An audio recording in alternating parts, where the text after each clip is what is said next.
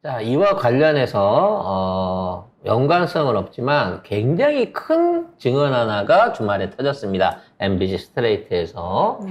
지금 최상병 관련된 수사를 뒤엎은 가운데 이게 이제 내부에 있는 법무관, 여성 법무관이 뒤엎었다라는 쪽으로 가고 있었는데 MBC가 법무관리관 유재은 법무관리관 유재은 관리관한테 뒤집어 씌우고 있는 상황이었는데 여기에 윤석열이 등장을 했습니다. 문건으로 등장을 했어요. 확인해 보겠습니다. 이게 스트레이트에서 보도를 한 건데 이 여러 가지 뭐 내용이 있는데 어디 있지? 여기 있다. 뭐 사단장이 이렇게 지시를 합니다.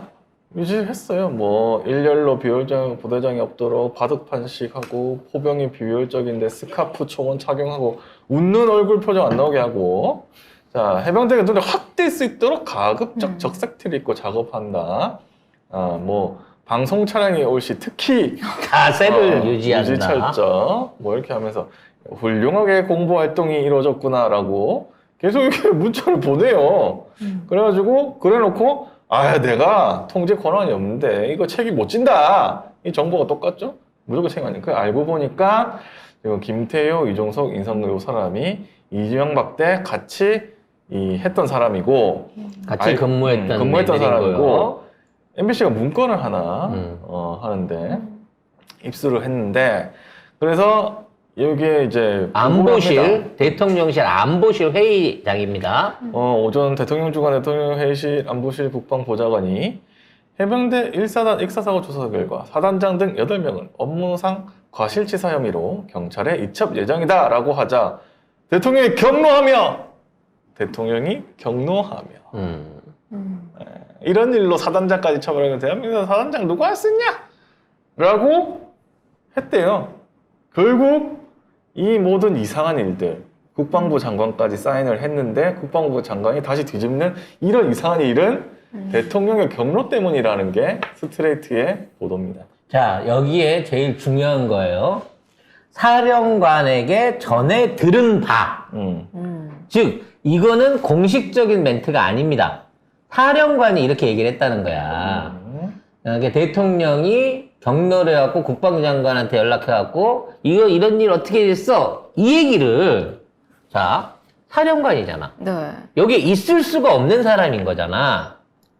외부인이라고. 외부인 중에 한참 낮은 사람이야. 국방장관 밑에 몇 단계 밑에 있는 거를 국방장관도 인정을 안 했는데 사령관이 미리 얘기를 해갖고 청와대에서 있잖아. 얘기할 때 그 보좌관이 얘기하니까 대통령이 경로를 했어. 그래서 장관한테 직접 전화를 했다니까 이 얘기를 어떻게 사령관이 들을 수가 있냐는 거지.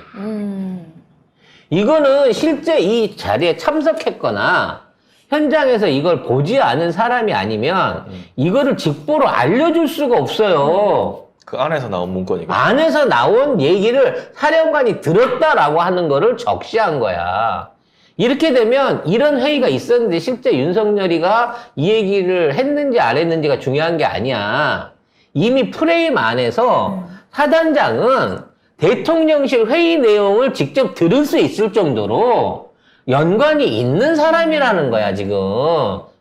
임사령관, 이 양반은 대통령이 하는 비밀 수석회의 안에서 나온 내용들도 내가 이렇게 다 들었다니까? 라고 할 수 있을 만큼 뭐라 그래야 되지? 영향력이 크다 그래야 되나? 친하게 지낸다고 그래야 되나? 이만큼 정치적 역량이 있는 사람이라는 거야. 누구지? 그러면 결국은 그 자리에서 이게 있었는지 없었는지 모르지만 심지어는 그 국방부 장관도 자리에 없을 때 일어난 일이잖아. 대통령실 안에서만 일어난 일이잖아.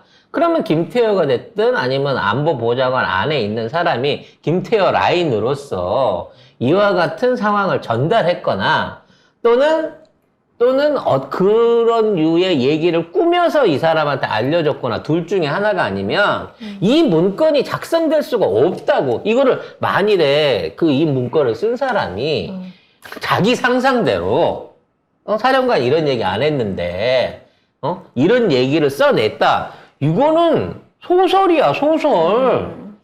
그런 소설은 밑에 놈이 쓸 수가 없지. 뭐가지 날아가는데. 이게 공문인데, 문건인데.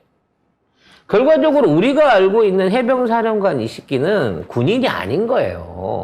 반정치인인 겁니다, 결과적으로는. 그리고 이러한 문제가 생겼을 때 대통령을 동원해갖고까지 자기 방탄을 할 수 있을 정도로 자기 입지를 살려낼 수 있을 정도로 조력자들이 든든하다는 거야. 대통령이 했냐 안 했냐 이 부분에 대한 게 아니라 이런 문건이 작성될 정도로 대통령을 우습게 한 거야. 내가 누가 구해줬는지 알아? 대통령이 구해준 거야 라고 얘기를 하고 다니는 거예요 지금 이 해병사령관 이 새끼는. 그럼 이 사람이 지금 그 안에 될 만한 게 지금 이종석도 그 국방부 장관도 전화로 질책받았다 그랬잖아. 결국 대통령실에 있는 사람하고 짜옹이 맞아서 한다는 거고, 그렇게 생각했을 때는 김태호밖에 다른 사람이 없는 거잖아.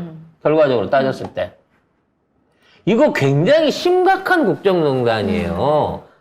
물론 탄핵 사유가 차고 넘치기도 하지만 현직에 있는 대통령이 그것도 군이 수사하고 있는 이러한 사안에 대해 가지고 말하자면 뒤통수를 쳤다는 거 아니야. 이걸 뒤엎었다. 이걸 국방부 장관이 했다 그래도 지금 난리인데. 이거 월권이지. 이거를 대통령이 했다고 그러면 수사 하나하나를 지시를 한다고?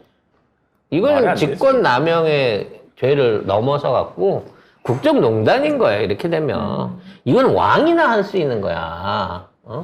법 따위는 원래 법에 이와 같은 사안에 대해서는 외부에서 절대 개입할 수 없다라는 조항이 있는데도 불구하고 이렇게 한 거는 왕이기 때문에 가능한 거야. 왕이기 때문에. 왕도 이렇게 하면 신하들한테 욕 처먹어요. 욕을 처먹어도 할 수는 있지.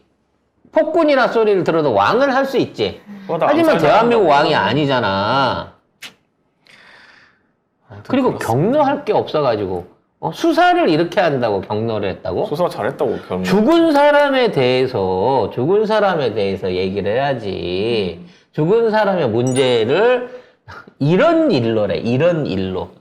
사병이 죽었는데 부당한 명령으로 사병이 죽었는데 이런 일로 사단장까지래. 죽은 건 아무 일도 아니라는 거 아니야, 이 인식 안에는. 천박한 인식이죠. 정말 천박한 인식인 거예요. 국민 한 명이라도 살려야 된다, 한 명이라도 보호해야 된다라고 하는 기본적인 사상이 없는 놈이라니까? 너무 열받습니다. 자,